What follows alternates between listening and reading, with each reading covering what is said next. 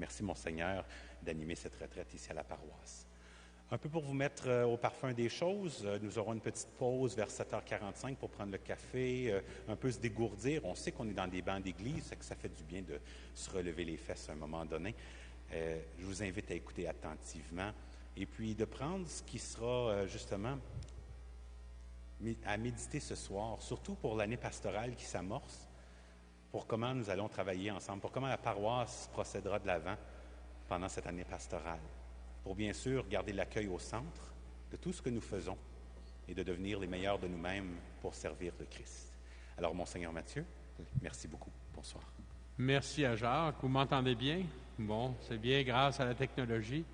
Et puis, vous voyez bien en avant aussi, mais je pense que vous avez les textes en main aussi dans un petit dépliant, quoique le petit dépliant doit être écrit un peu petit. Alors, j'espère que vous avez apporté votre loupe. D'abord, j'aimerais remercier l'abbé Jean-Marie et votre diacre Jacques, à qui j'ai eu l'honneur d'enseigner pendant plusieurs années. Pauvre lui, il a souffert avec Yvan le Terrible, comme je dis toujours. Et puis, il y en a quelques-uns qui m'ont dit « On vous connaît, soit que j'ai déjà été dans votre paroisse, soit que vous m'avez vu à la télévision, Foi et télévision chrétienne, ou encore le jour du Seigneur. En tout cas, j'ai sévi dans toutes ces choses-là. Mais c'est le Seigneur qui a sévi plus fort que moi il y a 15 mois, parce que en mars 2022, j'ai été élu évêque auxiliaire à Ottawa-Cornwall et j'ai été ordonné le 13 juin 2022. Donc, ça fait un petit peu plus que 15 mois là, que j'apprends à être évêque, toujours. Mais vous allez voir que même quand on devient évêque, on ne renie pas ses origines. Alors, à l'origine, moi, je suis un père mariste, d'abord, et je suis aussi professeur. J'ai été professeur d'Écriture sainte pendant 22 ans à l'Université Saint-Paul. Alors, et puis mon amour, même quand on est évêque, on a le droit d'aimer la parole de Dieu, c'est permis. Alors, ma réflexion avec vous ce soir va beaucoup être centrée sur la parole de Dieu et on m'a proposé de parler de l'accueil parce que c'est le thème du diocèse depuis 2 ans. C'est vous entrez dans votre 3e année, c'est ça? Et j'ai donné comme titre ma réflexion, j'allais dire ma conférence, mais je voudrais que vous vous sentiez à l'aise pour m'arrêter, pour intervenir, qu'on aura des temps d'échange aussi, là. Accueillir le Christ pour accueillir l'autre et ses charismes. Alors, j'ai préparé 4 textes bibliques. Le premier, c'est quelque chose qui nous enracine dans l'Ancien Testament. Alors là, je vois déjà des têtes se baisser. L'Ancien Testament, ça c'est compliqué, c'est épouvantable. J'avais un étudiant qui, au début de ma carrière comme professeur, me disait « Moi, je crois au Dieu du Nouveau Testament, mais j'ai bien de la misère avec celui de l'Ancien. » Bien, j'ai dit « Écoutez, vous allez avoir de la misère avec moi aussi, parce que le Dieu de l'Ancien, c'est le même que le Dieu du Nouveau. » Et puis, il y avait beaucoup de misère à me croire avec ça.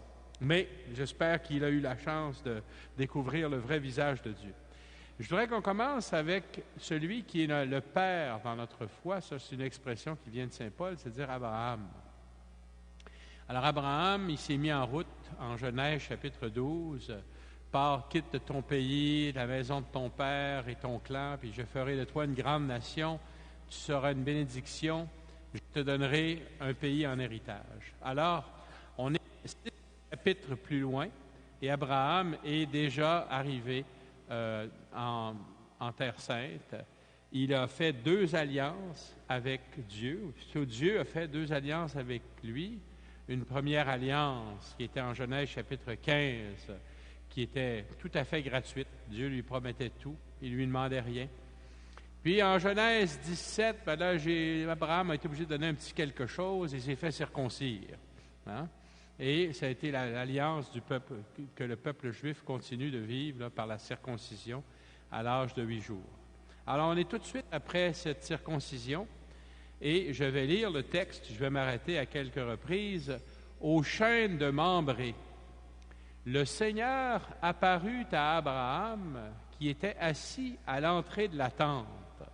C'était l'heure la plus chaude du jour. » Je mets le texte à pause. Alors ici, il faut se rappeler que à l'heure la plus chaude du jour, à l'entrée de la tente, c'est là où il y a habituellement une toile et on se met à l'ombre. Et c'est pas le temps de voyager. Hein? C'est vraiment le temps de se... Il fait trop chaud. hein. Moi, j'ai vécu en Italie pendant quelques années.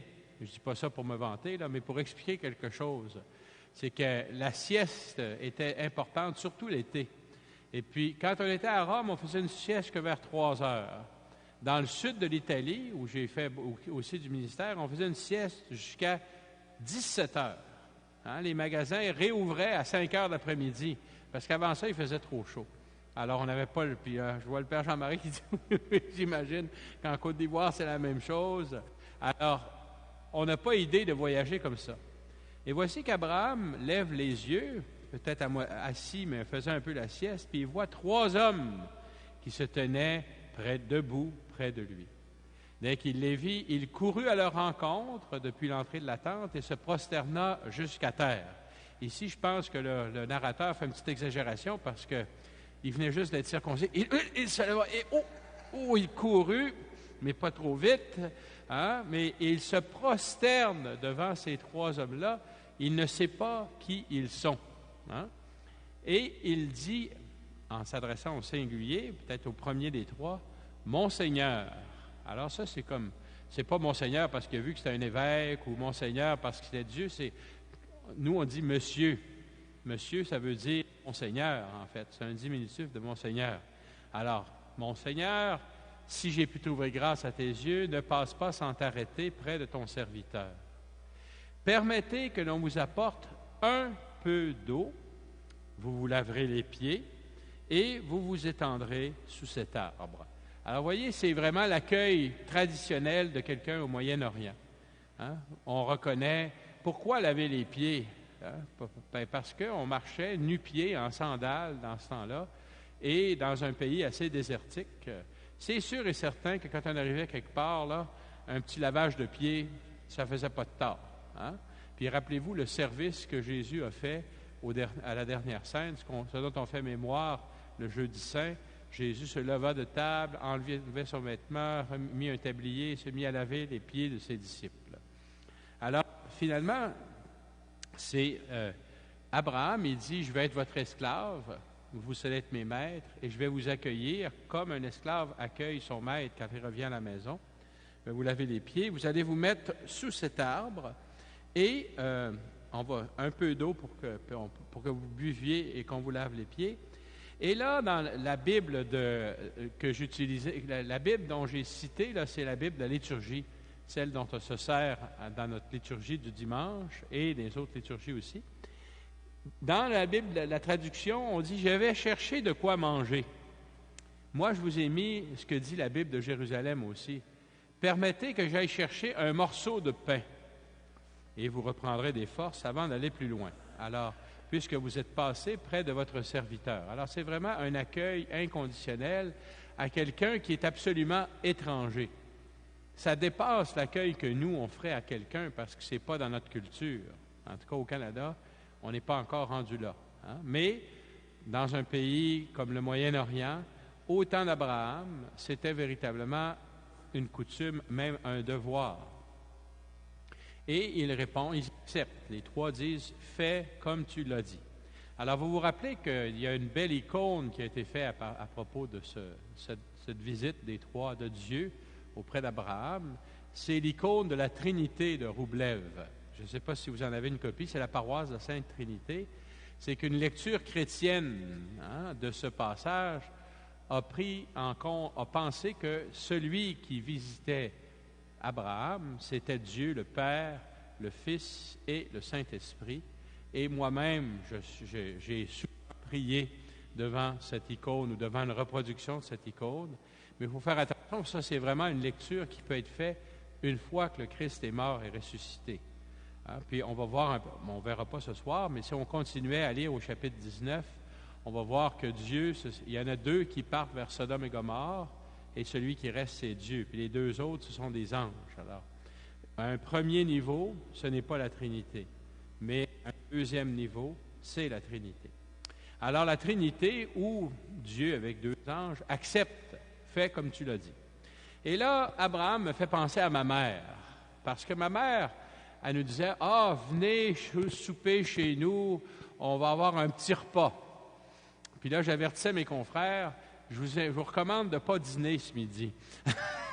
Parce que quand ma mère dit un petit repas, là, on en a pour 2 jours à digérer tout ça. Alors, Abraham se hâta, il allait trouver Sarah dans sa tente. Vous voyez, il ne sait pas que c'est Dieu encore. Hein? Il a vu 3 hommes, 3 étrangers, et il dit, prends vite 3 grandes mesures de fleurs de farine. J'imagine la poche de farine à côté, là, pétrit la pâte et fait des galettes. Pas juste une galette, des galettes. Puis ensuite, il court au troupeau, il prend, pas un mouton, un veau. Je ne sais pas si vous avez déjà grandi en campagne. Là, moi, je suis un gars de la ville, mais j'avais des cousins qui avaient une ferme. Tout un veau pour 3 personnes, c'est plus qu'un petit morceau de pain. Il est gras et tendre, il le donne à son serviteur, il le prépare. Comme si ce n'était pas suffisant d'avoir des galettes et un veau, il prépare du fromage blanc, ça c'est du yogourt, du lait, le veau qu'on avait apprêté, il déposa devant eux et il se tenait debout de près d'eux, sous l'arbre, pendant qu'ils mangeaient. Alors il a la place du serviteur. Voyez quel bel exemple d'accueil. Accueillir, ça demande un investissement. Puis je pense qu'Abraham nous montre, bon, ça ne veut pas dire que la prochaine fois que je viens, là, je m'attends à ce que vous ayez du pain, un veau, du yogourt, puis j'ai déjà eu un bon café, là, c'était un bon départ. Mais je ne suis pas en train de dire, vous ne m'avez pas bien accueilli. Pas ça du tout. J'essaie de montrer jusqu'à quel point accueillir l'autre, c'était quelque chose d'important. Et, vous voyez, on ne savait pas encore Abraham, ni Sarah, sa femme, ni les serviteurs ne connaissaient l'identité de ces 3 visiteurs. Et là, les 3 visiteurs demandent à Abraham, « Mais où est Sarah, ta femme? » Il répondit, « Elle est à l'intérieur de la tente. » Le voyageur reprit, « Je reviendrai chez toi au temps fixé pour la naissance. » Et à ce moment-là, Sarah, ta femme, aura un fils. Alors, ce qui est intéressant dans ça, c'est que qui a dit à ces 3 visiteurs que la femme d'Abraham s'appelait Sarah? Est-ce que quelqu'un peut poser une réponse? C'était peut-être écrit Sarah au-dessus de la tente, hein? Non? Voyez, on ne sait, nous, qui lisons le texte, on sait que celui qui vient visiter Abraham et Sarah, c'est Dieu. Le texte le dit au tout début. Je relis le Seigneur apparut à Abraham. Donc, on sait que c'est Dieu qui est là. Mais Abraham et Sarah ne le savent pas. Et le fait que le visiteur ou les visiteurs connaissent le nom de la femme Sarah, c'est un moyen de révéler, écoutez, nous que tu sers, là, on sait des choses plus que tu penses, on connaît tout. Et là, on nous dit, Sarah écoutait par derrière à l'entrée de la tente. Intéressant parce que quand je donnais un cours sur la Genèse, que je pense que tu as suivi avec moi, Genèse chapitre 3, c'est le péché d'Adam et Ève. Puis là, je posais toujours la question à mes élèves, tu vas t'en souvenir, pourquoi le serpent parle-t-il à la femme et non pas à... Puis il y avait un étudiant qui a dit, un mâle, bien sûr, qui s'est levé, il dit, c'est parce que c'est une femme. Et j'ai dit, oui, mais oui, il dit, une femme, c'est curieux. J'ai dit, c'est pas écrit dans le texte, ça, franchement, là. Et puis c'est un peu un préjugé. Puis il y a un autre étudiant qui n'était pas Jacques, mais dont tu vas se souvenir, qui avait dit, oui, mais mon père, une femme qui n'est pas curieuse, c'est une curieuse de femme. Alors, écoutez, ça nous montre aussi, il faut se rappeler les mœurs du temps. Les hommes étaient entre eux et la femme restait dans son domaine qui était à l'intérieur de la tente. Autrefois, on aurait dit restait dans la cuisine. Je ne vous dis pas que c'est le bon vieux temps. Je ne vous dis pas qu'il faut retourner à ça. J'explique le contexte. Alors, Sarah écoute. Puis là, on a une petite parenthèse, vous voyez. Abraham et Sarah étaient très avancés en âge. En fait, On va apprendre plus tard que Sarah avait 89 ans et qu'Abraham en avait 99. C'est le cas de dire, pour avoir des enfants, là, il était à minuit moins 5. Il ne faut pas dire minuit moins 2. Et Sarah avait cessé d'avoir ce qui arrive aux femmes.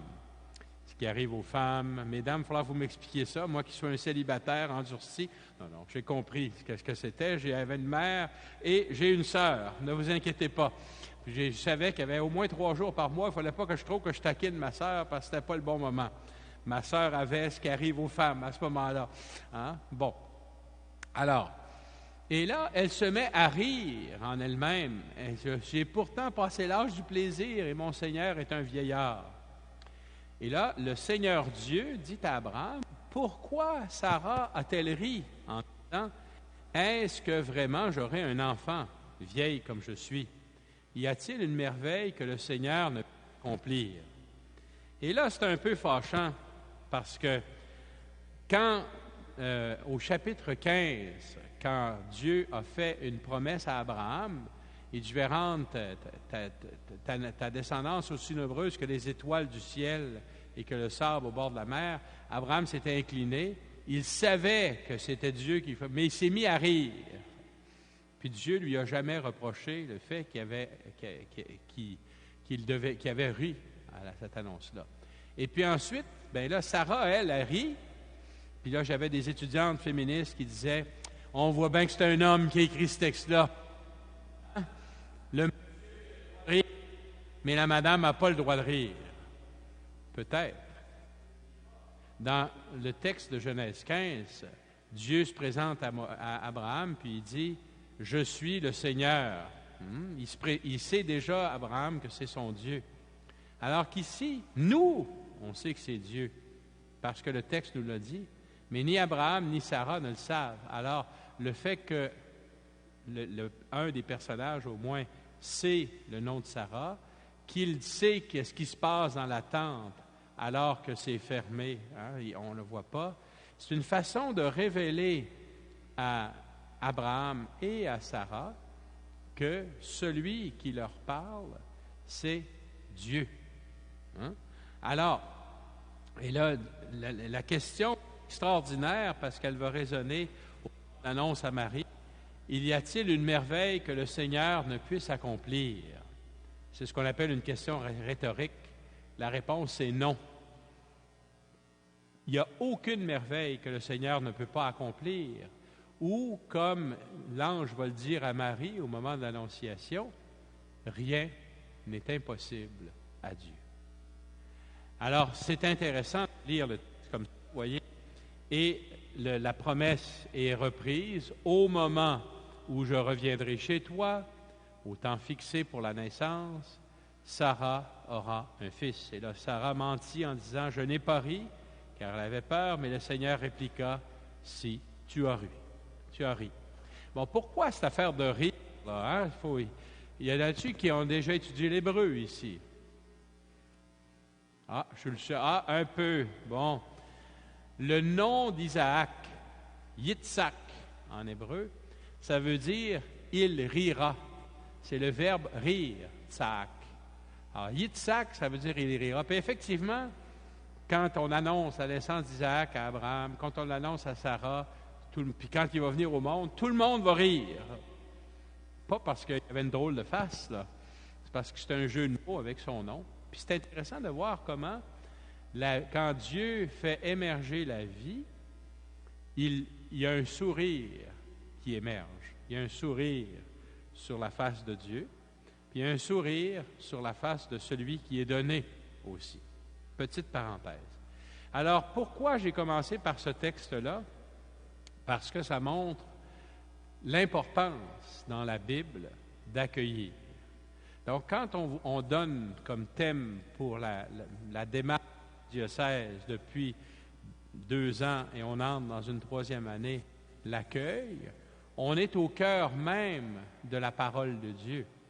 Et dans la lettre aux Hébreux, l'auteur de la lettre aux Hébreux encourage les chrétiens en disant « Continuez d'exercer l'hospitalité. Certains d'entre vous, sans le savoir, ont accueilli des anges de Dieu. Ça, c'est dans la lettre aux Hébreux. J'ai oublié d'aller vérifier le verset, mais je sais que c'est dans la lettre aux Hébreux. Et puis, c'est resté dans la tradition chrétienne. Est-ce qu'il y en a parmi vous qui sont déjà allés visiter un monastère bénédictin ou un monastère de bénédictines? Dans la règle de Saint Benoît, c'est important, chaque monastère a une hôtellerie, on accueille des hôtes. Et Saint Benoît a écrit dans sa lettre, il faut que les moines accueillent leurs hôtes au pluriel, comme si c'était le Christ qui venait les visiter. Alors, moi, j'ai voulu commencer avec ce texte-là pour nous montrer l'importance de l'accueil, puis qu'un cœur ouvert à accueillir, c'est un cœur qui est ouvert à Dieu. Et comme communauté croyante, comme communauté chrétienne, comme membre de l'Église catholique, en passant catholique, ça veut dire universel, catholicos, nous devrions, j'ai bien dit nous devrions, avoir le cœur ouvert à Dieu d'abord, puis à tous et à toutes. Et c'est la leçon que j'aimerais qu'on retienne de ce texte-là. Ça va, à part mes jokes plates là, sur rire, puis les femmes, la tante, puis curieuse de femmes, là, tout va bien. Mesdames, j'espère que je ne vous ai pas insulté, là. C'était juste pour mettre un peu de sourire sur votre face. On passe à un deuxième texte, et là, je saute de la Genèse à l'Évangile selon Saint Luc.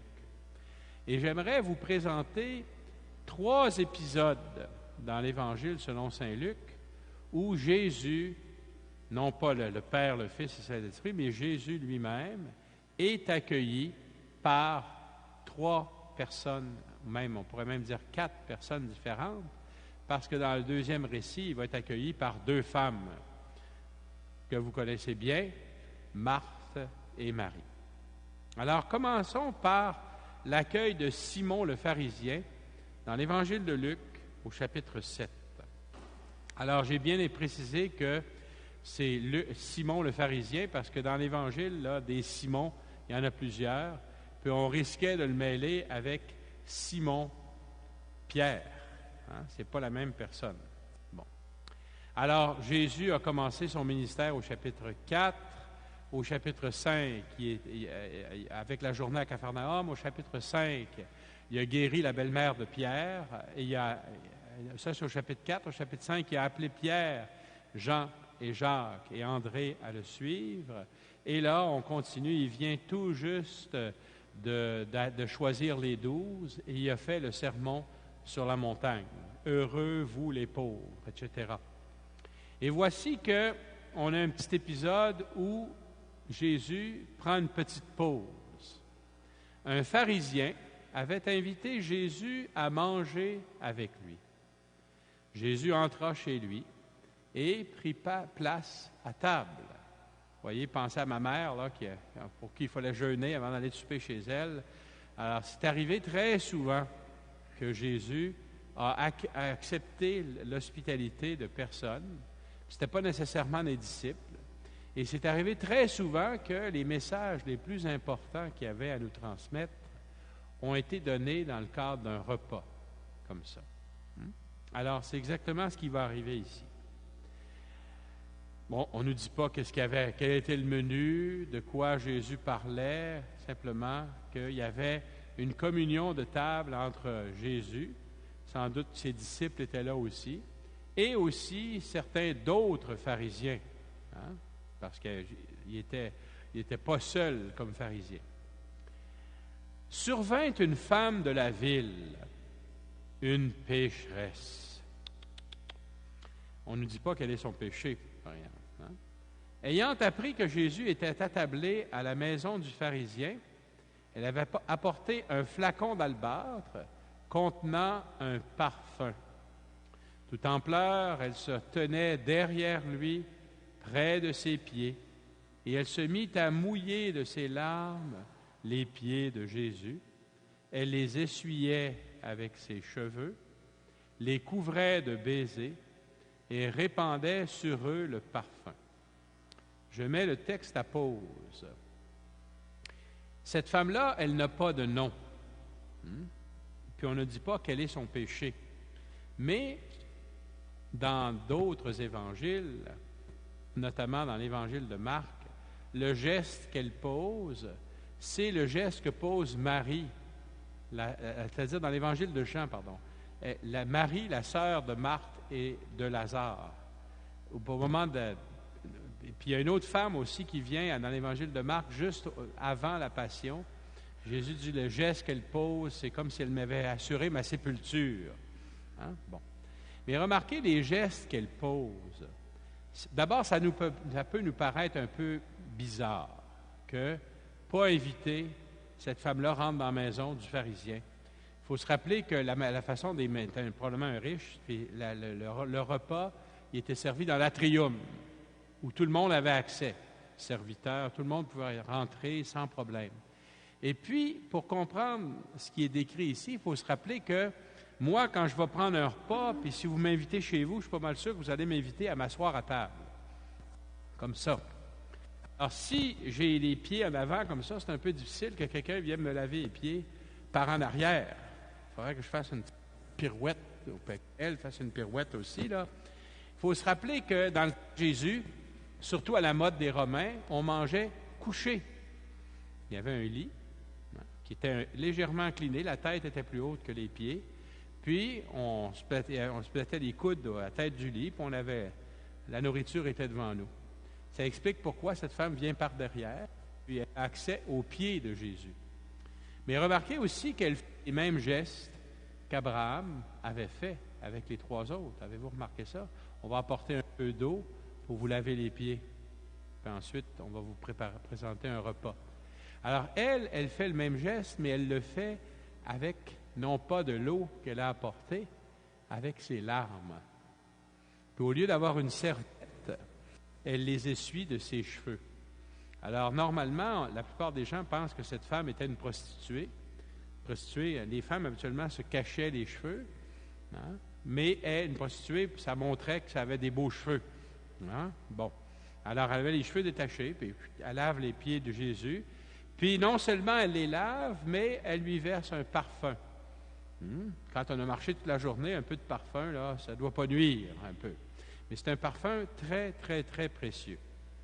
Et là, le pharisien pense quelque chose dans sa tête, il se dit quelque chose à lui-même. Hein? Le pharisien qui avait invité Jésus se dit en lui-même, nous, on a un accès privilégié à son cœur. Là. Jésus aussi, parce qu'il va deviner qu'est-ce qu'il dit. Mais Jésus, il avait peut-être capable de lire dans les yeux. Et là, il se pose une question sur l'identité de celui qui l'a invité. Si cet homme était prophète, il saurait qui est cette femme qui le touche et ce qu'elle est, une pécheresse. Il faut croire qu'elle était bien connue, la madame. Jésus, prenant la parole, lui dit, « Simon, j'ai quelque chose à te dire. »« Mais parle, maître. » Tantôt, il disait, dans son cœur, il disait, « Ouais, ce gars-là, il sait rien. Je pensais que c'était un prophète, mais il sait rien. » Mais là, quand il parle, il est flatteur. « Parle, maître. Hein? C'est beau. » Jésus reprit, et là, Jésus utilise un langage symbolique, une parabole. C'est sa spécialité. Hein? Il aime beaucoup raconter des histoires, et à partir de ça, faire une application. Un créancier avait 2 débiteurs.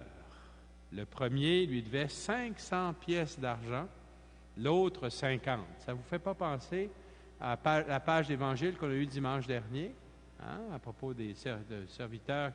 Mais puis une pièce d'argent, là, c'est le salaire d'une journée. Alors, si je vous dois 500 pièces d'argent, là, c'est plus qu'un salaire d'une année, ça. Alors, 50, bon, c'est à peu près 2 mois, c'est moins pire un peu. Comme ni l'un ni l'autre ne pouvait les lui rembourser, le maître, hein, le créancier, fit grâce à tous les 2. Vous avez plus de dette. Beau geste. Et là, Jésus pose une question.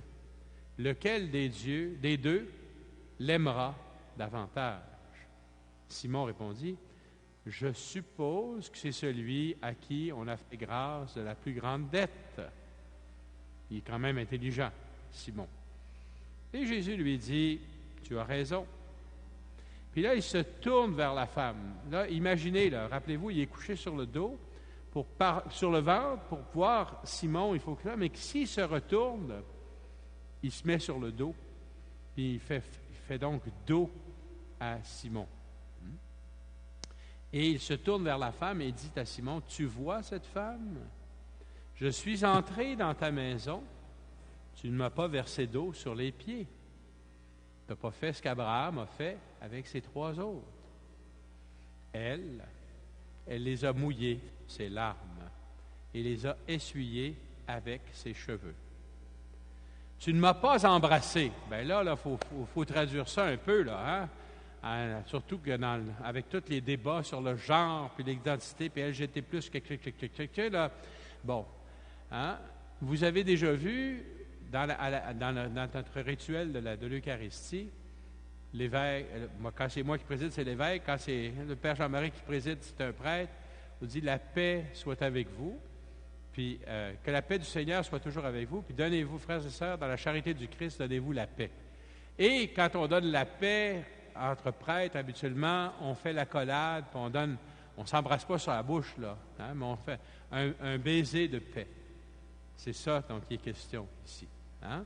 Tu ne m'as pas embrassé, puis c'est d'ailleurs la manière normale de se saluer chez les Juifs. La paix soit avec vous, shalom lacha, si on en parle en hébreu, et puis on dit, et avec ton esprit. Hein, bon. Simon ne l'a pas fait, ça. Alors, tu ne m'as pas embrassé. Elle, depuis qu'elle est entrée, elle n'a cessé d'embrasser mes pieds. Tu ne m'as pas fait d'onction sur ma tête. Ça, c'est verser de l'huile sur la tête de quelqu'un. Donc, lui redire sa dignité d'enfant de Dieu. Mettre de l'huile sur la tête de quelqu'un, c'est donner l'onction. Et lui rappeler, et nous rappeler aussi, que c'est un membre du peuple de Dieu. Et celui qui a l'onction, en français on dit c'est le oint, bien, en grec c'est Christos, celui qui a reçu l'onction. Puis en hébreu c'est Meshiach, le Messie. Je vois Jacques se rappeler ses cours. Hein? Alors, tout membre du peuple de Dieu était couvert par l'onction, puis c'était un geste de se rappeler, tu es membre du peuple de Dieu. Alors, notre ami Simon, il n'avait pas fait ça avec Jésus. Voilà pourquoi je te le dis.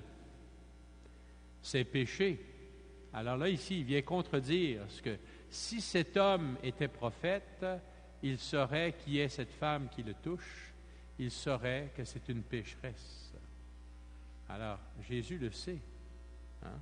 Ces péchés, ces nombreux péchés sont pardonnés, puisqu'elle a montré beaucoup d'amour. Mais celui à qui on pardonne peu, montre peu d'amour. Alors ici, c'est vraiment, Jésus, il avait le tour de se faire des amis, comme on dit. Hein? C'est pas pour rien qu'à la fin, ils l'ont crucifié. Là. Le gars, il voulait vérifier, il l'a invité à table. Hein? Puis il voulait vérifier, en fait, qui est ce Jésus? Est-il un prophète ou non? Puis, d'après son jugement, ben il avait dit, non. Si c'était un prophète, là, il saurait quel genre de femme lui touche les pieds, puis il l'empêcherait de faire ça. Dans sa réponse, Jésus dit, tu utilises une belle parabole, là, un qui devait 500 pièces d'argent, l'autre qui en devait 50.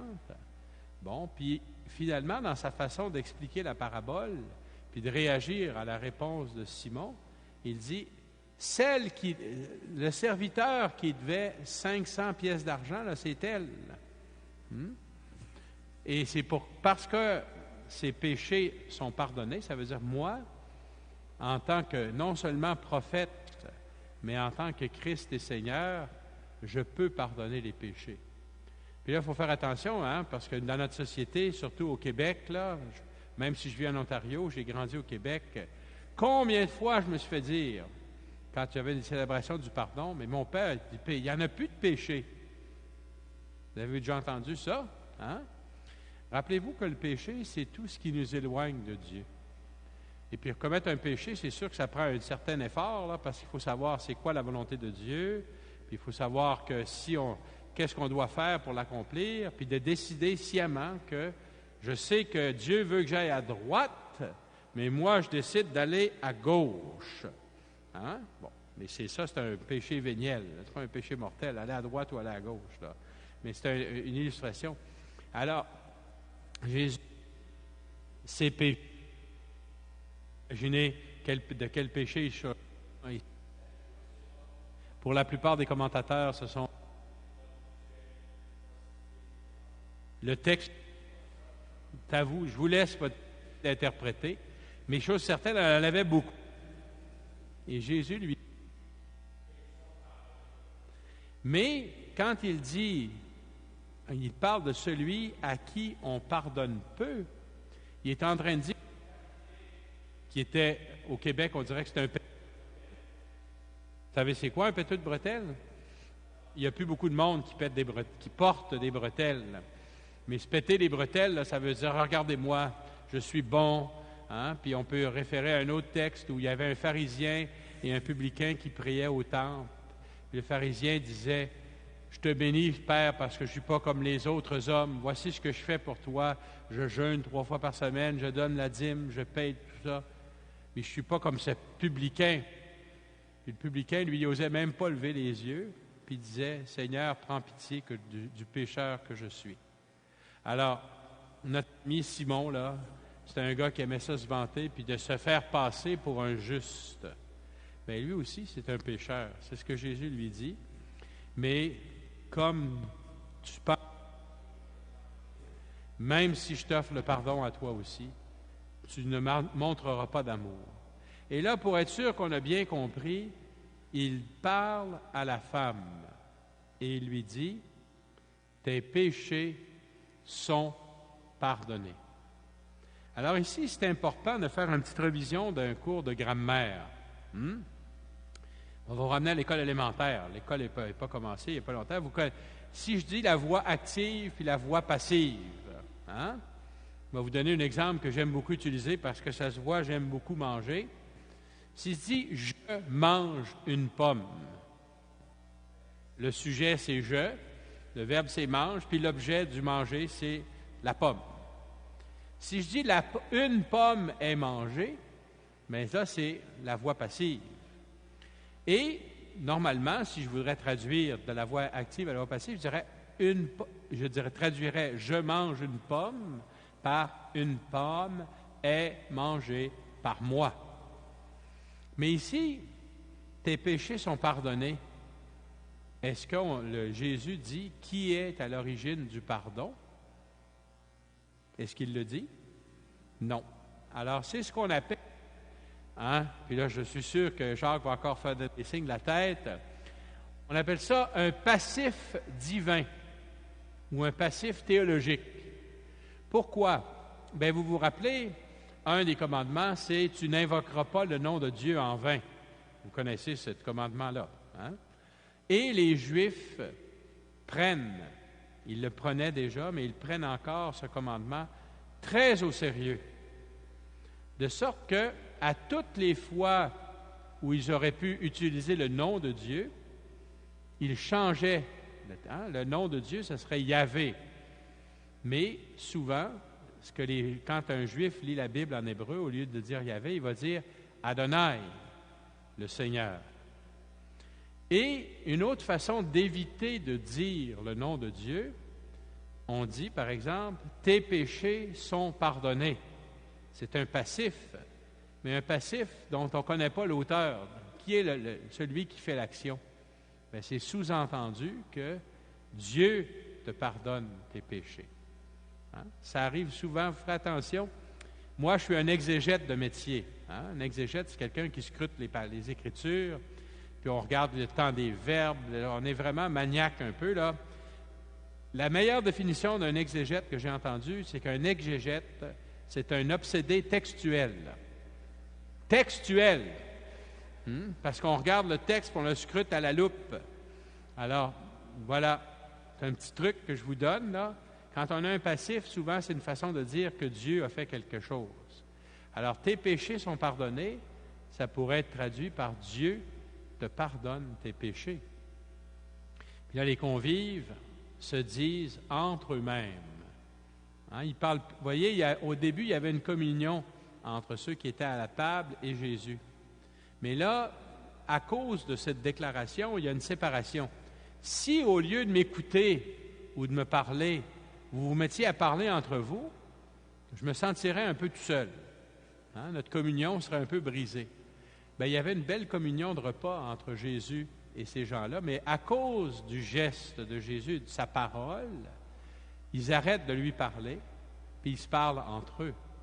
Et ils demandent, qui est cet homme? Vous voyez, c'est un écho à la question de Simon.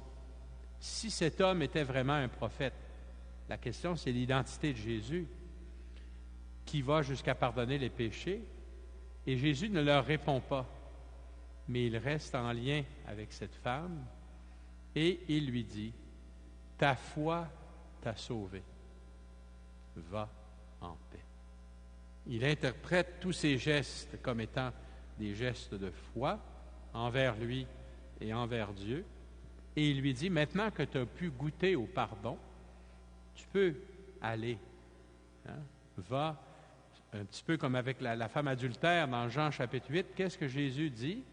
Va et désormais ne pêche plus. Va en paix, c'est-à-dire va et demeure maintenant en communion avec Dieu. Le texte s'arrête ici pour le moment, puis ça tombe bien, 8 heures presque moins quart. C'est extraordinaire. J'ai que le gars, comme on dit chez nous. Alors, vous n'êtes pas trop fatigué?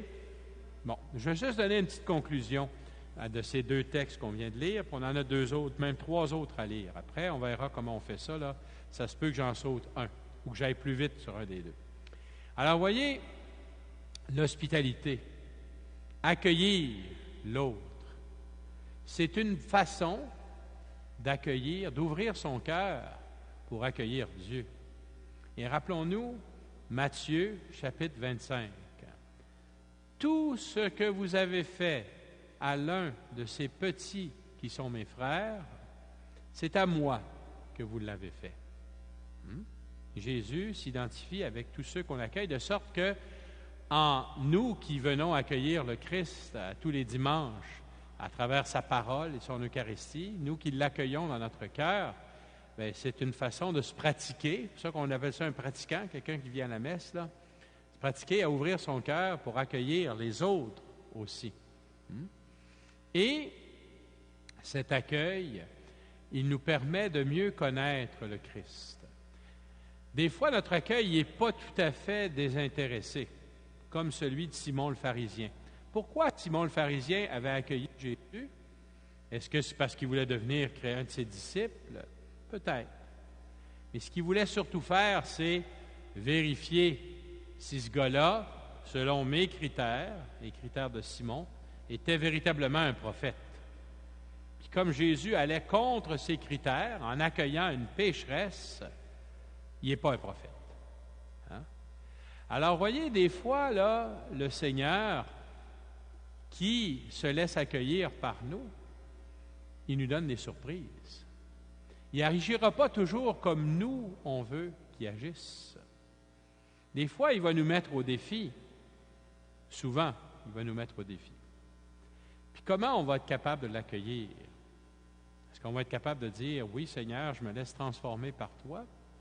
Ou si on va dire, non, moi, là, j'ai une image de Dieu, j'ai une image de ce que toi, tu dois faire, Seigneur, agis comme je veux. Puis là, on change les mots du Notre Père.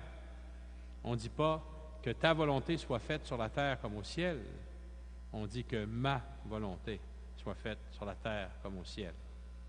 Et ce n'est pas comme ça que Jésus nous a enseigné à prier. Alors, alors vous êtes libérés, 8 heures moins quart.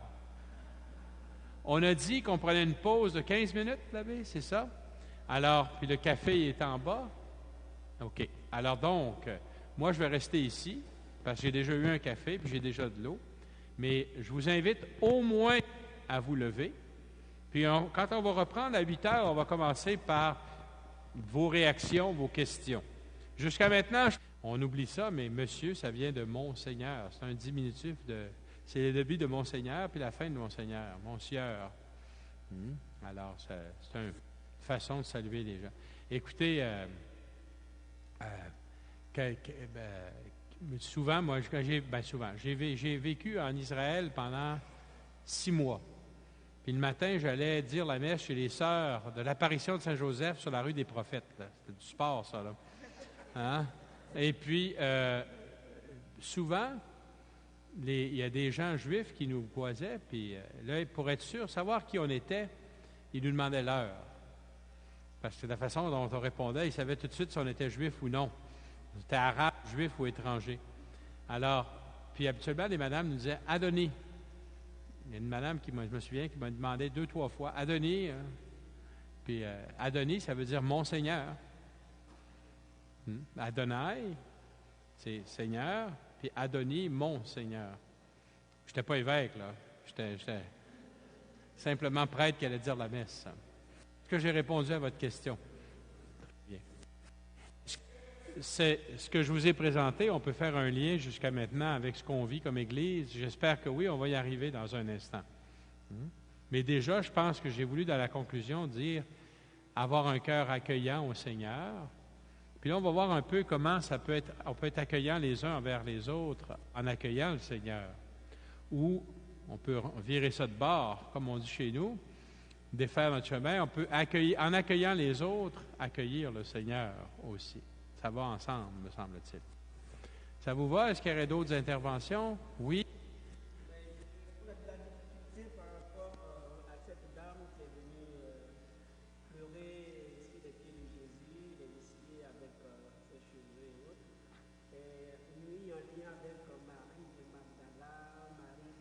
Ah oui, oui.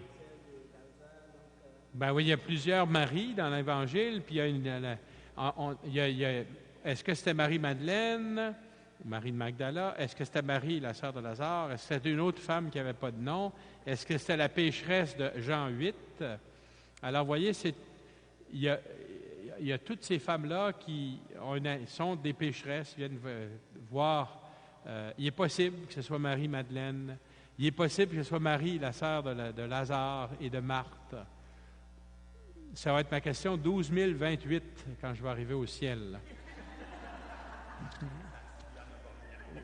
Oui, ça a augmenté depuis ton temps. Hein? C'est-à-dire qu'il y a beaucoup de détails comme ça qui ne sont pas racontés dans l'Évangile. Et moi, c'est sûr que ça pique ma curiosité, j'aimerais donc savoir. Mais vous voyez, cette confusion-là, elle a fait en sorte qu'on a souvent étiqueté Marie-Madeleine comme étant une prostituée. Alors que tout ce qu'on sait de Marie-Madeleine, c'est que Jésus l'avait exorcisée de 7 démons. Ça commence à faire du monde dans le salon, ça, là, 7 démons, là, mais... puis, bon. Et que Marie, elle s'est vraiment convertie, Marie-Madeleine, et puis qu'elle était la première témoin de la résurrection, du ressuscité, je dirais. Alors... il y a un petit peu de confusion de ce côté-là, mais ça nous montre que le but des évangiles n'est pas de nous raconter l'histoire. Ce n'est pas un ouvrage historique dans le sens où on écrirait de l'histoire aujourd'hui. C'est quelque chose qui est fondé sur l'histoire. Ce n'est pas de la fiction, là. Mais le but, c'est de nous faire vivre une expérience spirituelle et de nous faire entrer dans cette histoire pour nous convertir, puis nous faire rencontrer le Christ. Alors, d'où cette petite confusion. Il y en a d'autres. Moi, j'ai dit 12 028. Là, je dis qu'il y en a. Je sais pas, j'ai travaillé fort. Merci de cette question à laquelle j'aimerais avoir une réponse. Je pense qu'il y a un flou. On ne peut pas répondre clairement à cette question. Mais je sais que dans l'histoire de l'Église et de l'interprétation des Évangiles, on a mis ensemble ces personnages-là pour en faire une seule personne, Marie-Madeleine. Ça va? Je vous en prie. Alors, on serait prêt pour un autre texte? Oui, alors on va passer de la maison de Simon à la maison de Marthe et Marie. Et notez que dans l'Évangile de Jean, Marthe et Marie sont les sœurs de Lazare. Mais dans l'Évangile de Luc, on ne nous parle pas de Lazare. On nous parle d'un autre Lazare quand on a une parabole entre un riche qui n'a pas de nom et un pauvre Lazare. Mais ce n'est pas un personnage historique, là. C'est un personnage de parabole. Alors, on est au chapitre 10 de l'Évangile selon saint Luc. Chemin faisant, Jésus entra dans un village. Une femme nommée Marthe le reçut. Elle avait une sœur appelée Marie qui, s'étant assise aux pieds du Seigneur, écoutait sa parole. Alors, vous voyez, elle s'appelle Marie, elle a la même position physique que la femme qui avait pleuré. Elle est aux pieds du Seigneur. Non, puis c'est intéressant parce que le narrateur, saint Luc, il ne nous dit pas qu'elle était assise aux pieds de Jésus. Il nous dit qu'elle était appelée aux pieds du Seigneur. Il donne déjà sa foi. Hein. C'est Jésus, pas seulement un homme, mais reconnu comme Seigneur, qui est un titre normalement qui est réservé à Dieu. Puis elle écoute la parole du Seigneur, pas comme on écouterait une petite parole, là, des balivernes dont on parle de temps en temps quand on s'invite à souper, là. Y a-tu fait de beau cette semaine, hein? Bon, c'est beau, c'est important. Là. Moi, puis ça, c'est un des sujets qu'on aime au Québec, puis même de l'autre côté de la rivière, là. On aime ça, parler de la météo. Il n'a pas fait beau au mois d'août, il a fait bon, puis demain, ça va être l'automne. Puis, on parle du trafic. L'autoroute 50. Quand est-ce qu'ils vont faire une 5e voie qu'on n'ait pas trop de trafic? Hein? Bon. Alors, mais là, elle écoute, puis elle écoute pas Jésus seulement, mais la parole de celui qu'elle reconnaît comme Seigneur. Marthe, elle, là, me fait penser à ma mère, puis à Sarah, elle était accaparée par les multiples occupations du service. Elle était en train de tuer le veau gras, puis etc. Là, puis là, il y a une injustice, là. Hein? Elle intervint et dit, « Mais Seigneur, ça ne te fait rien, ma sœur m'a laissée toute seule pour faire le service.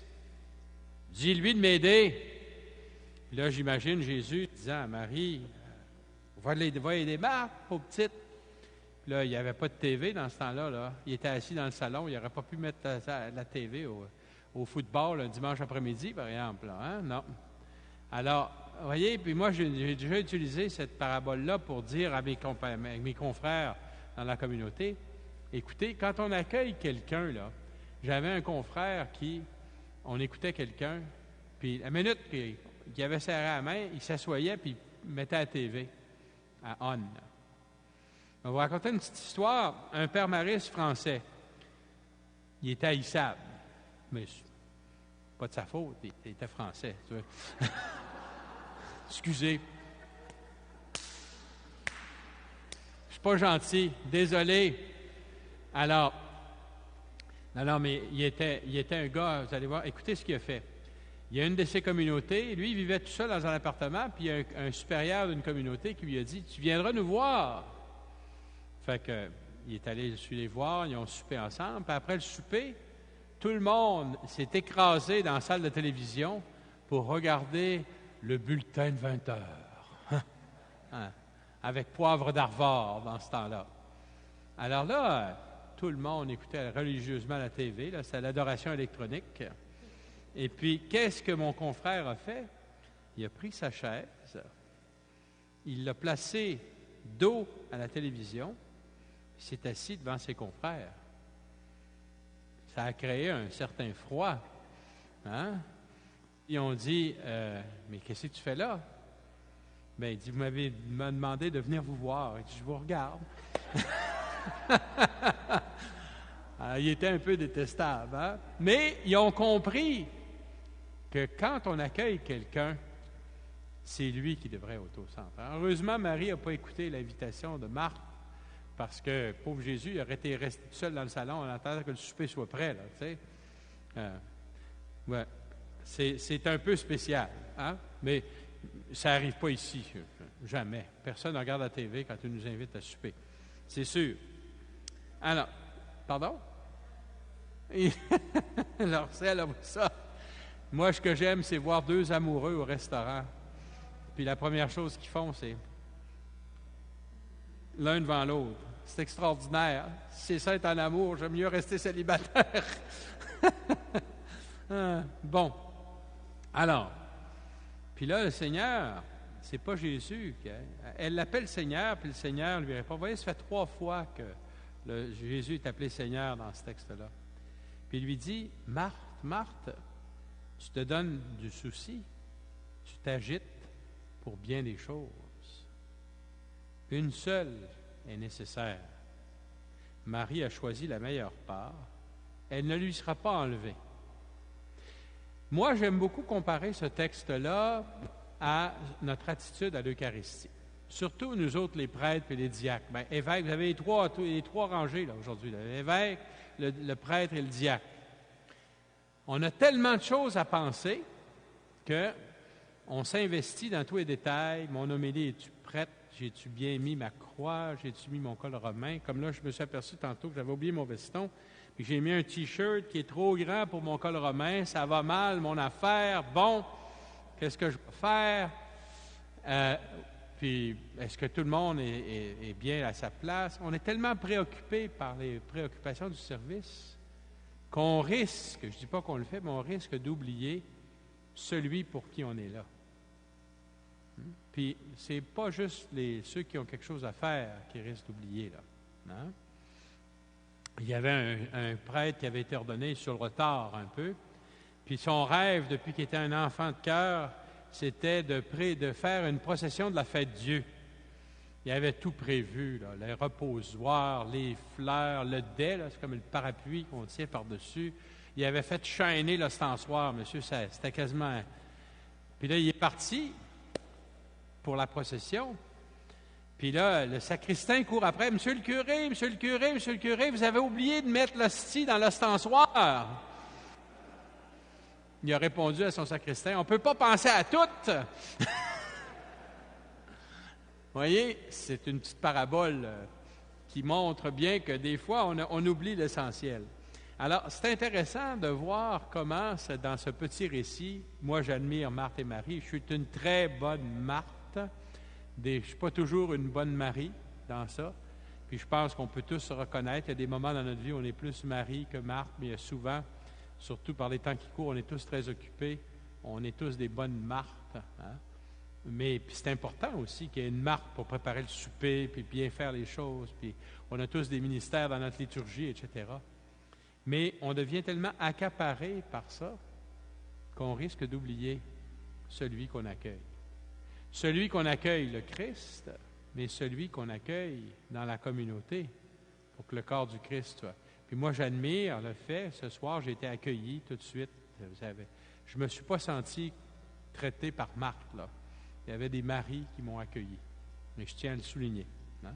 Mais c'est une petite parabole, une petite histoire qui nous rappelle l'importance de demeurer attentif à l'autre avec un grand A et à l'autre avec un petit a. Puis vous vous rappellerez de mon confrère qui a déplacé sa chaise devant la télévision. Je pense que c'est une parabole d'aujourd'hui qui nous dit beaucoup comment on peut ou ne peut pas accueillir l'autre. On passe à un 4e récit. C'est l'avant-dernier de la soirée. Découragez-vous pas, là. Alors, jusqu'à maintenant, on a d'abord eu Abraham, qui nous a montré l'importance d'accueillir, puis comment on fait ça, hein? Puis comment, finalement, accueillir Dieu, puis accueillir quelqu'un d'autre, c'est quelque chose qui nous apporte une bonne nouvelle. Ensuite, on a eu 2, je dirais, exemples mitigés. Simon, le pharisien, je pense qu'il était bien intentionné quand il a invité Jésus. Il voulait vérifier son identité. C'est qui ce gars-là? C'est vraiment un prophète? Mais je te dis que quand Jésus est tombé en dehors de ces critères de ce que devait faire un prophète, là, il a été tassé à côté, puis tous les invités ont tombé dans le même panneau. La seule qui l'a reconnue, c'est celle qui n'aurait pas dû le reconnaître. C'est cette femme pécheresse. Pourquoi? Parce que quand elle a rencontré Jésus, elle ne l'accueillait pas chez elle, mais elle était capable de trouver en lui une source de salut.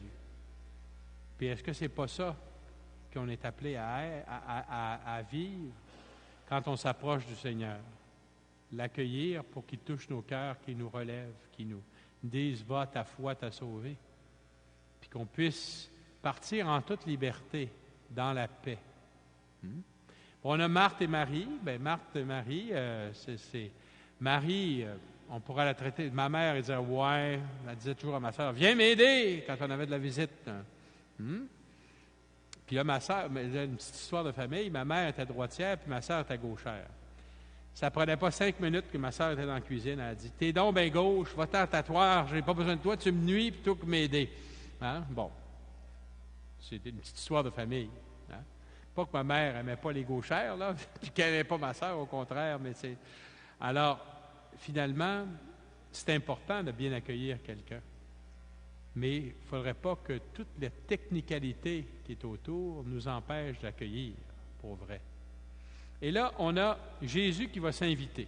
Alors, il rentre dans la ville de Jéricho. Ce qui est important de se rappeler, c'est que c'est la dernière étape de la montée de Jésus vers Jérusalem. Jésus sait qu'il n'en reste pas pour longtemps. Là. Il va être acclamé au dimanche des Rameaux, mais 3-4 jours après, ça va être un peu moins chaud comme accueil. Alors, il traverse la ville. Déjà, le fait de traverser, c'est comme un passage. Ça annonce une Pâque. Pessac, ça veut dire passer. Et on nous dit qu'il y avait un homme du nom de Zachée. Et lui, il était du mauvais côté des choses. Il était un peu du même bord que la femme pécheresse, là. C'était un publicain. Hier, on a fêté la fête de Saint-Matthieu, collecteur d'impôts, publicain. Pourquoi ils n'étaient pas aimés, ces gars-là? Bien, on pourrait dire, il n'y a personne qui aime ça payer de l'impôt, Monseigneur Yvan. Levez la main ceux qui aiment payer des impôts. Bon, on est dans le même club. Hein? Mais c'est pas ça le problème. C'est pour qui ils ramassaient des impôts? Pour l'ennemi, pour les Romains. Puis en plus, les Romains, ils avaient compris le truc. Ils disaient au collecteur de... Mettons que Jacques est un collecteur d'impôts. Il dit, Jacques, là, cette année, on te demande 1 million de sesterces. Tu peux en ramasser 2 ou 3 millions. Moi, ça ne me dérange pas, mais pourvu que tu m'en donnes 1 million. Hein? Bon. Qu'est-ce que vous pensez que les gars faisaient? Toi, tu dois 100 sesterces, amène-en 300 ici, tu sais, bon. Alors, c'était des voleurs, hein? C'était vraiment des...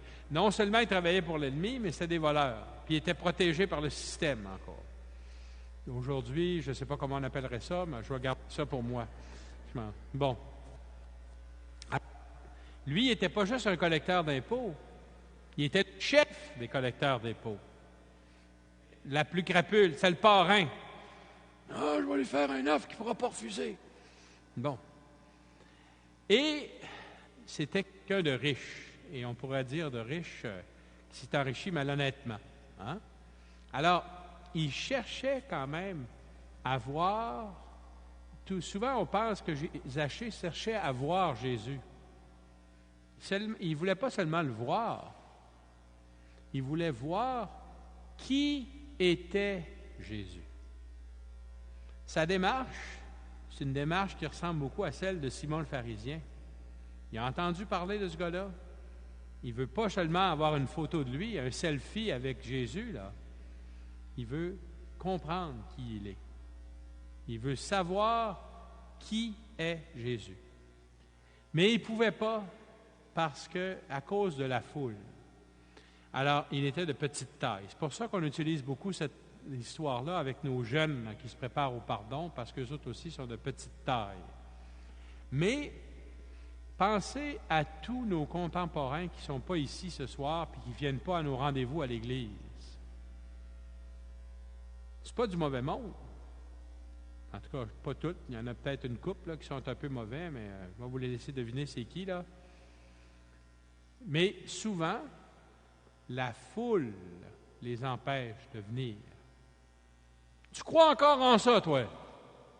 Tu vas encore à l'Église? Tu vas encore te confesser? Ben voyons donc. Je ne dirais pas mes pardons à un homme, moi. Écoutez, ça m'est arrivé souvent de prendre le train entre Québec et Ottawa, là. Puis, après un bout de temps, j'ai décidé de m'acheter des écouteurs pour ne pas entendre tout ce qui se disait sur le train, parce que j'aurais pu me lever des fois et donner l'absolution. En tout cas, il y en avait qui avaient fait des grosses fins de semaine avant de prendre le train. Je peux vous dire une affaire. Hein? On est tous dans des situations. On peut autant dans les années 50 et 60. Moi, je suis né en 61. La pression sociale, c'était de venir à l'Église. Autant maintenant, la pression sociale, c'est exactement le contraire. Et souvent, même si on est à la recherche de quelqu'un, je parle de Jésus Seigneur, la foule fait pression sur nous autres, puis nous empêche de voir Jésus. C'est vrai des médias, c'est vrai de bien des choses. Je n'essaie pas de régler des comptes avec Radio-Canada, là, inquiétez-vous pas, mais c'est le monde dans lequel on vit. Et on est beaucoup comme Zachée. Alors, il courut en avant, grimpa sur un sycomore. Un sycomore, c'est un arbre qui a des branches très basses. Et si vous allez à Jéricho, on nous montre un sycomore, puis on dit que c'est même celui où Zachée était là. Je ne suis pas sûr que c'est le même arbre, là, mais en tout cas, ça nous donne un bel exemple. OK? Et pour voir Jésus qui allait passer par là. Et là, il est toute une surprise. Arrivé à cet endroit, Jésus leva les yeux. Écoutez, c'est la même attitude qu'Abraham tantôt. Il leva les yeux et vit 3 hommes. Et il lui dit, Zachée, descends. Aujourd'hui, il faut que j'aille demeurer dans ta maison. Alors, 2 choses. Jésus veut aller demeurer. Puis pourquoi il dit « il faut » dans l'Évangile, puis dans la plupart des écrits de la Bible, quand on dit « il faut », ça exprime la volonté de Dieu. Pensez à ce que Jésus ressuscité va dire aux 2 disciples d'Emmaüs qui ne le reconnaissent pas. Il dit « tu es le seul à ne pas savoir ce qui s'est passé, qu'est-ce qui s'est passé? » Puis là, Jésus leur dit, « Ô cœur lent à croire tout ce qu'on dit, la loi et les prophètes. Ne fallait-il pas que le Messie souffrit tout cela pour entrer dans sa gloire? » Il fallait, parce que c'était la volonté de Dieu. Bien là, ce que Jésus est en train de dire, si je traduis, la volonté de Dieu, c'est que j'aille demeurer dans ta maison. Et vite, autant il avait couru vite pour aller voir Jésus, il descend et reçut Jésus, il n'a pas juste reçu Jésus à la manière de Marc, avec joie. C'est tout le contraire de ce que les autres qui voient ce geste, Jésus qui s'invite chez eux, puis Zachée qui le reçoit. Voyant cela, tous récriminaient. Récriminer, là, c'est ce que faisaient les Hébreux pendant 40 ans dans le désert. Ils faisaient un petit bout de chemin, puis là, ils grognaient contre Dieu, puis contre Moïse. C'est le contraire de la joie. Il récriminait contre Jésus, il est allé loger chez un homme qui est un pécheur. Puis là, rappelez-vous ce que Jésus a dit dans l'Évangile hier. Je ne suis pas venu pour les bien portants, mais pour les malades. C'est la miséricorde que je veux, non les sacrifices. Jésus, il est venu pour ceux qui ont besoin de lui. Si on considère qu'on n'a pas besoin de lui, il y a des chances qu'il ne viendra pas. Et voyez l'effet de l'accueil de Zachée et l'effet de sa joie d'accueillir Jésus. Zachée, debout. Petit détail. Tantôt, il était grimpé dans un arbre. Là, il est debout. Le fait d'accueillir Jésus, le fait d'entrer dans la joie de l'accueil, ça a été pour lui une occasion de se remettre debout. Il n'était pas grand, là. Debout, c'est comme un petit tabouret pour nous autres, là, mais quand même. Il s'est remis debout. Puis être debout, mais c'est une manière de ressusciter. Et il dit à Jésus, il l'appelle Seigneur d'abord. Il voulait voir qui est Jésus, puis il est capable de reconnaître en lui le Seigneur. Il dit, Seigneur, je fais don aux pauvres de la moitié de mes biens. Là, on est un peu inquiète, parce que Jésus avait dit que quelqu'un veut me suivre, il faut qu'il donne tous ses biens au complet. Mais là, il donne la moitié. Mais c'est parce qu'il avait besoin d'un peu de change, ou il avait besoin d'un peu de cash flow. Parce que si j'ai fait du tort à quelqu'un, je vais lui rendre 4 fois plus. S'il avait tout donné, il n'y avait pas de quoi rembourser 4 fois plus. Puis Dieu sait que c'était un voleur, là. Il y avait quelques dettes à rembourser en quadruple. Et là, Jésus se tourne vers ceux qui récriminaient. Puis dans ce tous-là, il y avait probablement ses disciples aussi qui récriminaient. Pas juste ceux qui avaient vu Jésus. Et il leur dit, « Aujourd'hui, le salut est arrivé pour cette maison, car lui aussi est un fils d'Abraham. » Aujourd'hui, Quand Jésus va mourir sur la croix dans l'Évangile de Luc, il y a 2 larrons. Ça, dans tous les évangiles, il y a 2 larrons. Mais dans l'Évangile de Luc, il y en a un qui crie contre lui. « Si tu es le Messie, sauve-toi, puis nous autres avec. » Puis l'autre qui lui fait des reproches, il dit « Tu ne crains pas Dieu. » Puis il dit « Jésus, prends pitié de moi quand tu viendras dans ton royaume. » Puis Jésus lui dit « Aujourd'hui, tu seras avec moi dans le paradis. » Aujourd'hui, le salut est arrivé pour cette maison parce que il fallait que j'aille dans sa demeure. Puis regardez comment c'est pas extraordinaire ce qu'on vit à l'Eucharistie. On est accueillis dans la maison de Dieu, qui est aussi la nôtre. Mais Jésus nous accueille et vient demeurer dans notre maison. À chaque Eucharistie, Jésus est là, sur cette table, puis il est encore là ce soir, dans la Sainte Réserve. Mais plus important encore, quand on arrive puis on vient communier, il vient demeurer chez nous. C'est pas extraordinaire? On vit une expérience similaire à celle de Zachée. Accueillir le Christ. Maintenant, accueillir le Christ comme Zachée, ça veut dire arrêter de faire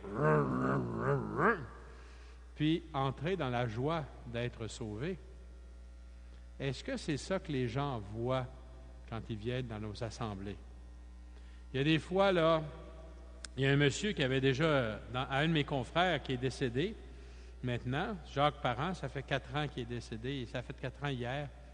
Il était vicaire dans une paroisse, pas ici, là, à Québec, là, vous savez, où il y a du monde un peu tannant là, qui vient.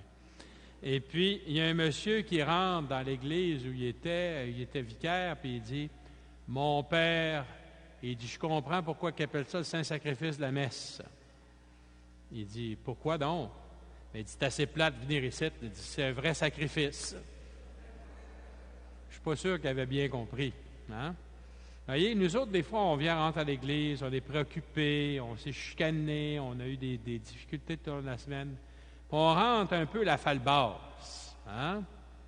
Puis des fois, le chant d'entrée, ça devrait être « Nous sommes joyeux et nous débordons de joie. »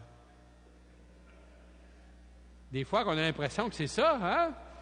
Puis on a un cri de ralliement, nous autres, c'est « Les mollusques en avant. » Hein? Un mollusque, ça avance pas vite, vous savez. Alors, il y a des fois que notre Église aurait quelques petites choses à faire pour être plus joyeuse. Hein? Bon, puis la première chose à faire, me semble-t-il, c'est d'accueillir le Christ, pour pouvoir accueillir les autres aussi. Puis quand la joie entre, le salut entre avec, c'est un symptôme d'être sauvé.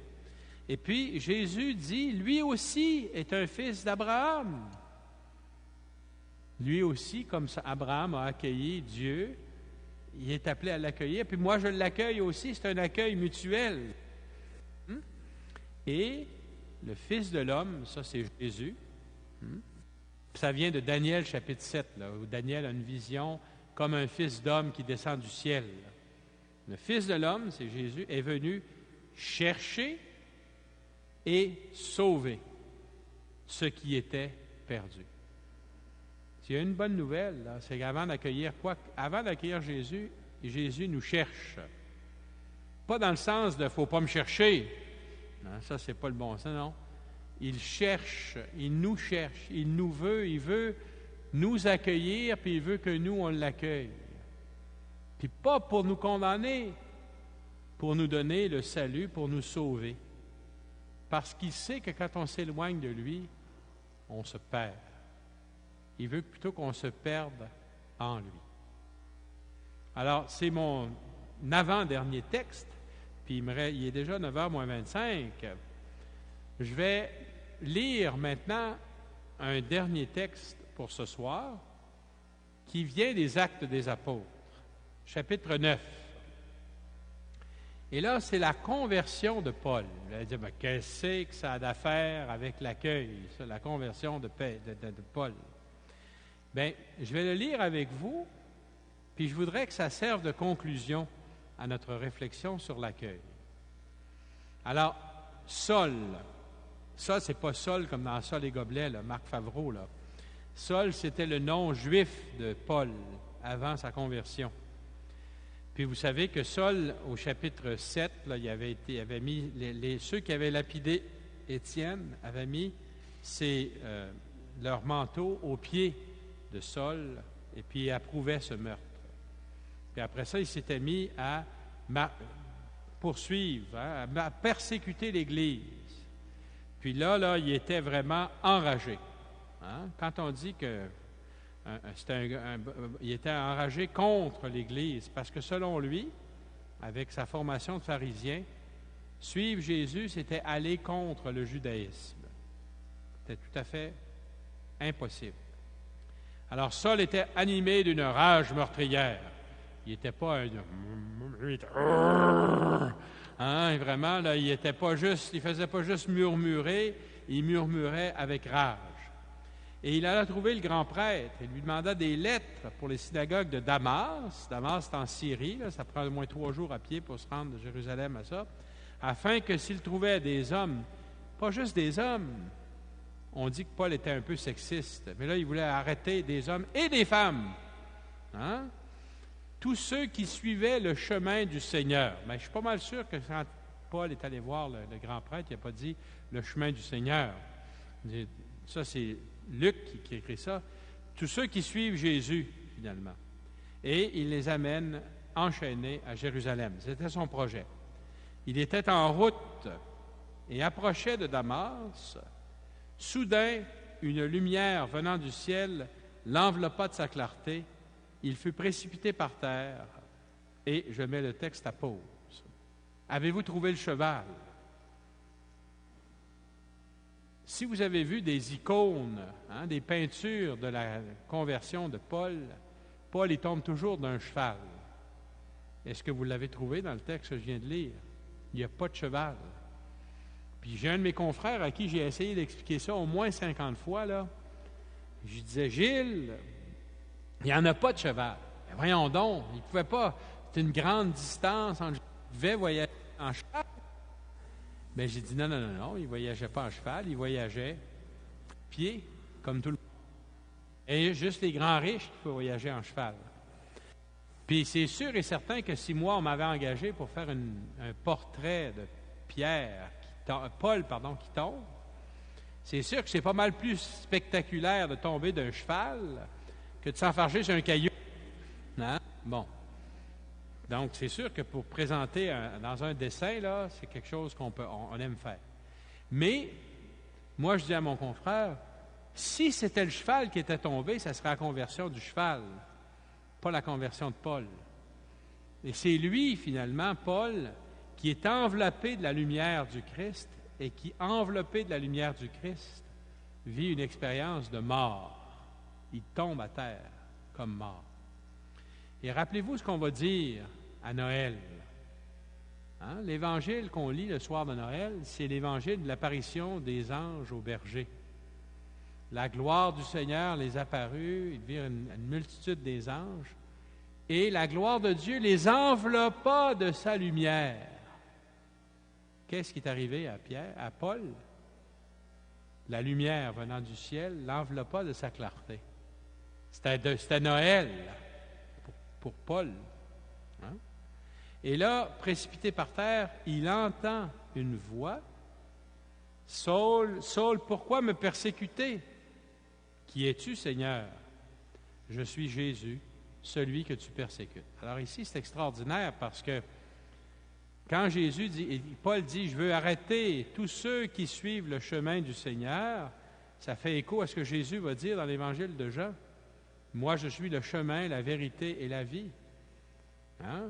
Ce n'est pas seulement à ceux et celles qui croient en Jésus que Paul s'adresse. C'est à Jésus lui-même. Et en même temps, c'était fort intéressant pour nous parce que Jésus s'identifie à nous qui croyons en lui, puis à cause de notre foi, on est persécutés. Bon, puis on n'ira pas en prison, là. Je ne pense pas, en tout cas, à moins que ça change, là, mais il y en a des chrétiens persécutés au moment où on se parle. Chez nous, on n'est pas persécuté parce qu'on est emprisonné, mais on est souvent mis de côté. Tu crois encore à ça? Toi, tu es un croyant, je te mets de côté. C'est une expérience que je suis pas mal sûr que chacune de nous a déjà vécue ici. Ça prend, je pense, beaucoup de courage pour afficher sa foi. Surtout quand on est un jeune. Puis je vois avec grande joie qu'on a quelques jeunes parmi nous, là. Hein? C'est pas évident, comme adolescent, comme jeune adulte, de se lever debout et de dire « Moi, je crois. » Bon. Alors, et Jésus s'identifie à nous qui croyons. « Je suis celui que tu persécutes. » Quand tu persécutes ceux qui croient en moi, c'est à moi que tu touches. Et voilà pourquoi j'interviens. Et là, il est pris dans une expérience de mort, en tout cas qui ressemble à la mort. Et Jésus lui dit, « Relève-toi ». Et remarquez que sur la diapositive, j'ai mis entre parenthèses un mot que vous ne connaissez pas. C'est un mot grec, anastéti. Le verbe anistémi, ça veut dire se relever. Ana, c'est par en haut, istémi, c'est mettre debout. C'est un verbe technique pour dire la résurrection. Et là, relève-toi, anistémi, ça veut dire sois ressuscité. Tu es en train de vivre une expérience de mort, moi je vais te relever. Rentre dans la ville, on te dira ce que tu dois faire. Ses compagnons de route étaient arrêtés, muets de stupeur. Ils entendaient la voix, mais ils ne voyaient personne. Saul se releva, éguerté. Le verbe éguero, c'est le deuxième verbe qu'on utilise pour dire la résurrection. Anistémi puis éguero. Monsieur qui étudie le grec, vous êtes d'accord avec moi? Henri, d'accord? Oui, merci. Alors, si on a étudié le grec, on sait que c'est deux verbes techniques pour dire la résurrection. Puis l'expérience que vit Paul, c'est une expérience de mort et de résurrection. Alors, il se leva de terre et, bien qu'il eût les yeux ouverts, il ne voyait rien. Ils le prirent par la main pour le faire entrer à Damas. Imaginez-vous, il était lui venu en Mr. Power, là, hein? Il m'a tous les arrêtés, les enchaînés, il m'a ramené. Là, il n'est même pas capable de marcher sans qu'on le prenne par la main. Expérience un peu humiliante. Pendant 3 jours, il fut privé de la vue, il resta sans manger ni boire. Alors, si on n'était pas convaincu que c'est une expérience de mort, combien de temps Jésus est resté au tombeau? 3 jours. Est-ce que c'est moi qui l'ai de travers? Vous avez le droit de ne pas me suivre, mais moi, je vois dans ça une mort symbolique de Paul. Or, il y avait à Damas un disciple nommé Ananie. Dans une vision, le Seigneur lui dit, « Ananie », il répond, « Me voici, Seigneur. » Ça, c'est ce que Jacques a répondu quand il a été ordonné. « Que s'avance celui qui doit être ordonné. Me voici. » Hineni, en hébreu. Alors, il se lève, bon disciple. Puis là, le Seigneur reprend au verset 11. « Lève-toi. » Une expérience de résurrection encore. « Va dans la rue appelée droite, chez Jude. Tu demanderas un homme nommé Saul. »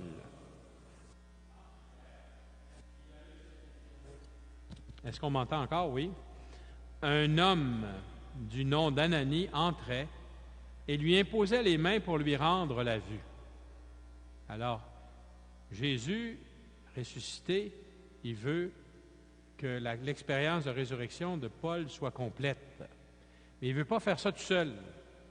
Il demande à Ananie, un important membre de ceux et celles qui devaient être enchaînés, d'aller libérer Paul. Qu'est-ce que va dire Ananie? Ananie répondit, « Seigneur, t'es sûr? » Il dit, « Seigneur, j'ai beaucoup entendu parler de cet homme et de tout le mal qu'il a fait subir à tes fidèles à Jérusalem. Il est ici, après avoir reçu de la part des grands prêtres le pouvoir d'enchaîner tous ceux qui invoquent ton nom. » Dit autrement, « T'es pas sérieux, Seigneur? Tu veux que j'aille donner l'imposition des mains à ce bâtard, ce que j'ai rien dit, à ce gars-là, hein, qui nous veut du mal? » Bien, pour moi, Ananie avait oublié de lire le sermon sur la montagne. Si on te frappe sur la joue droite, tends la joue gauche. Aimez vos ennemis, priez pour ceux qui vous font du mal. Ce n'est pas des paroles faciles à mettre en application. Je le sais, j'ai déjà essayé, mais je n'ai pas toujours réussi. Je pense que je ne suis pas tout seul. Alors, il dit au Seigneur, mais voyons, il ne pense pas, il n'y en a pas question. Et qu'est-ce que le Seigneur lui répond? Va. Vas-y. Cet homme est l'instrument que j'ai choisi pour faire parvenir mon nom auprès des nations, des rois et des fils d'Israël. Et moi, je lui montrerai tout ce qu'il faudra souffrir pour mon nom. C'est moi qui t'envoie. Vas-y. Puis regardez, est-ce que ça ne nous fait pas penser à notre façon d'accueillir quelqu'un qu'on ne connaît pas?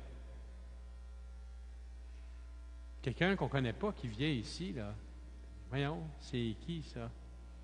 Qu'est-ce qu'il veut faire, là? Watchez-les. D'un coup, qui vient nu pour nous voler. Ah! Les jeunes.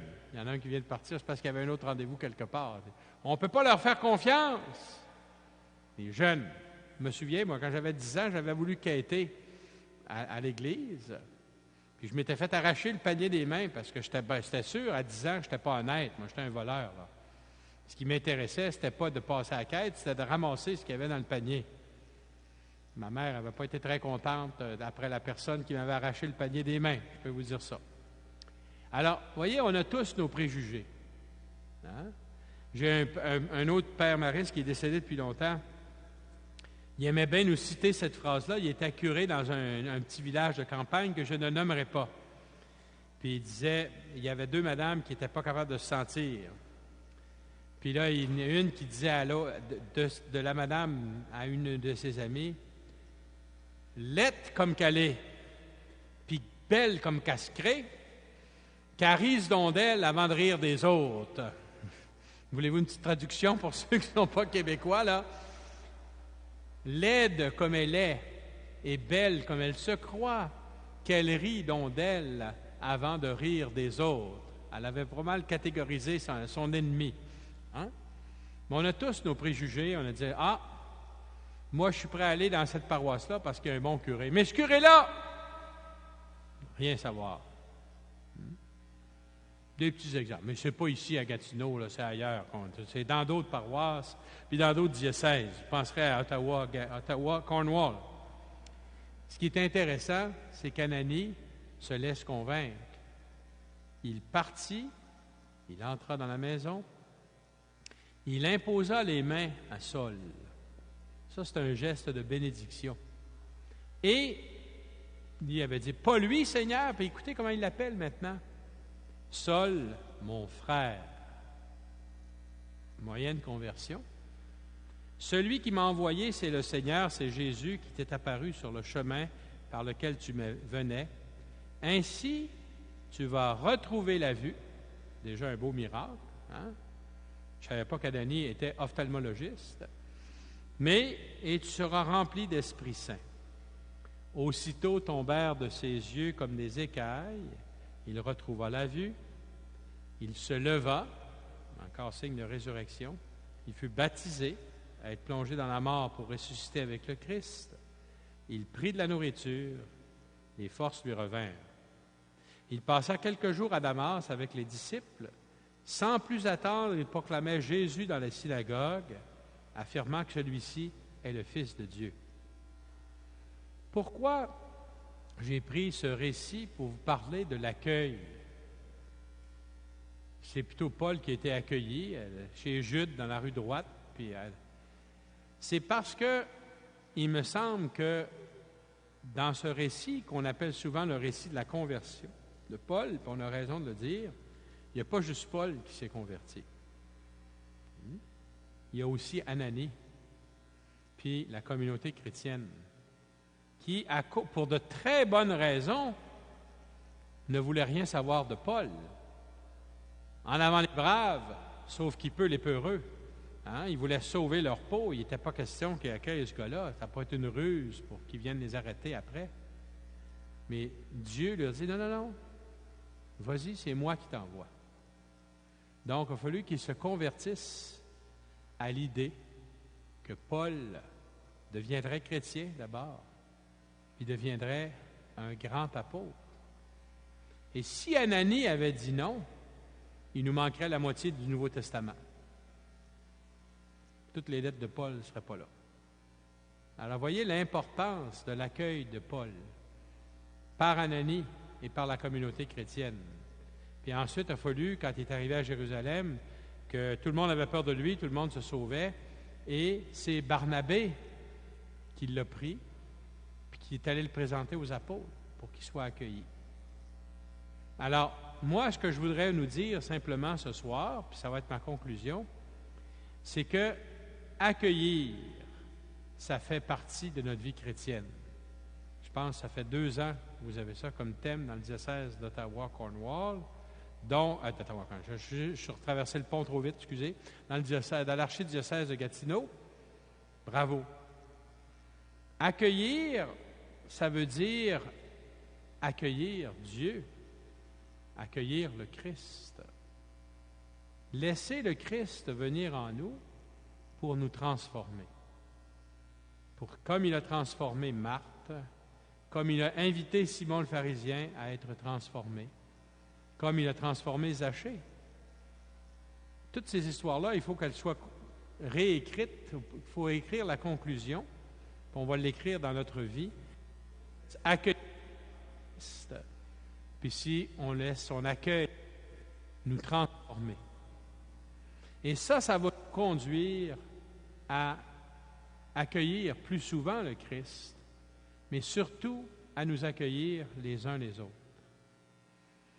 Vous savez, moi, j'ai eu une expérience extraordinaire à la fin du mois d'août, début du mois de septembre. Je suis allé en Afrique. C'est la première fois que j'allais en Afrique. Et je ne dis pas ça pour faire plaisir à votre père curé, là. Hein? J'ai été accueilli par des pères maristes africains au Cameroun, à Yaoundé. Et puis, j'ai été dans leur paroisse, j'ai été ordonné un prêtre, là. Et j'ai été accueilli, là, je pense qu'il y avait le bon Dieu juste avant moi, puis après ça, j'étais numéro 2. Là. C'était extraordinaire. Puis j'ai vu des gens joyeux, heureux.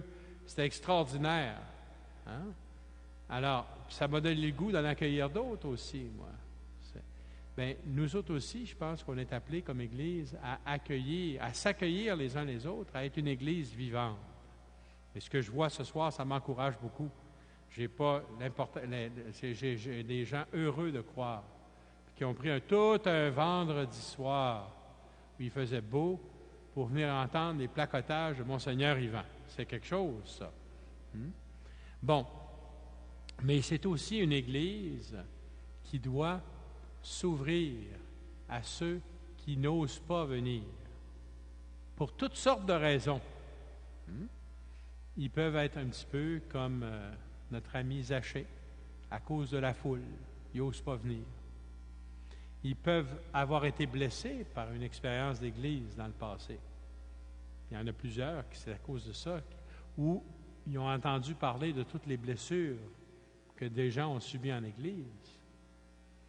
Ou encore, ils disent, ouais, quand je vois les chrétiens vivre leur vie, là, je trouve que les bottines ne suivent pas toujours les babines.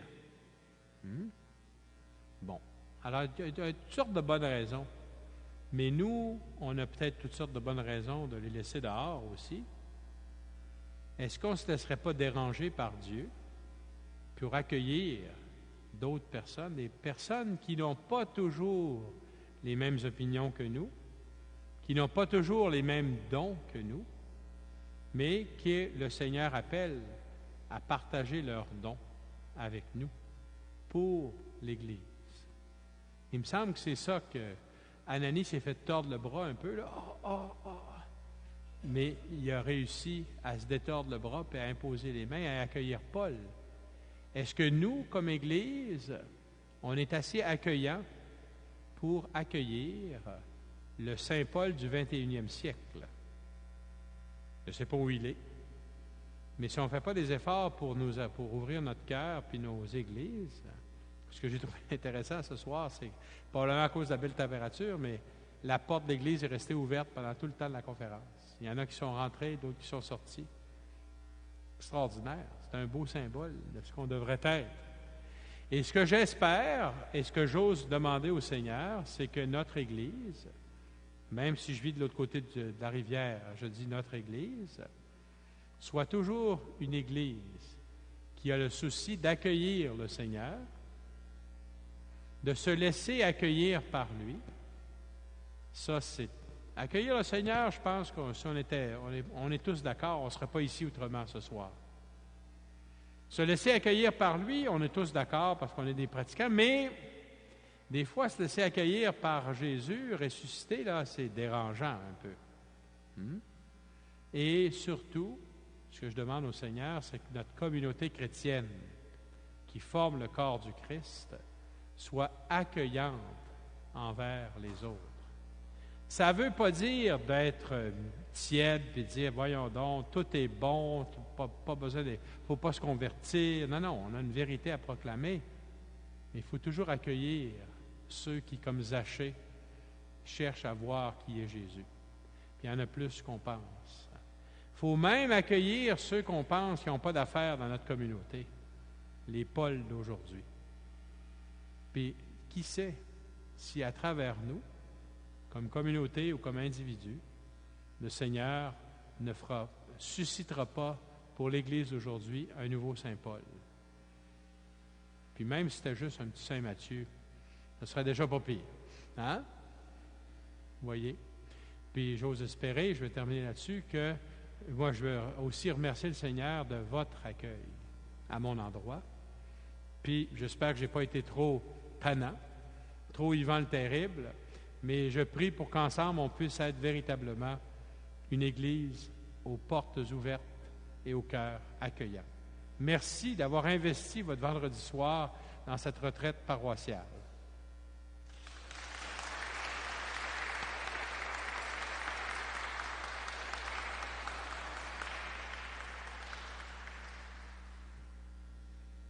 Aimeriez-vous avoir le micro, Monseigneur? Alors, il va en chercher un autre. Je voudrais dire un très très grand merci au nom de la communauté paroissiale à Monseigneur Yvan Mathieu pour ce bel enseignement, cette belle prédication. Je l'avais dit, vous aurez droit à une très belle prédication, une puissante prédication. Et nous avons été très nourris, surtout que c'est accompagné de la parole de Dieu. Nous avons été énormément nourris par cet enseignement. En tout cas, je sais que tout le monde a été bien servi. Merci aussi à notre ami et frère Jacques qui a piloté toute la démarche pour inviter Monseigneur. En tout cas, merci. Et bien qu'il soit affecté ailleurs, il a tenu à être là pour nous encourager, pour nous soutenir dans notre rentrée pastorale. Jacques, on ne cessera pas de te dire merci. Merci à vous tous et vous toutes d'être venus si nombreux, aux jeunes comme aux adultes, d'avoir accepté de donner de votre temps au Seigneur pour vous enrichir, pour vous ressourcer au début de cette année pastorale. Je souhaite que chacun retourne chez lui avec la grâce de Dieu en paix et dans la joie. Merci.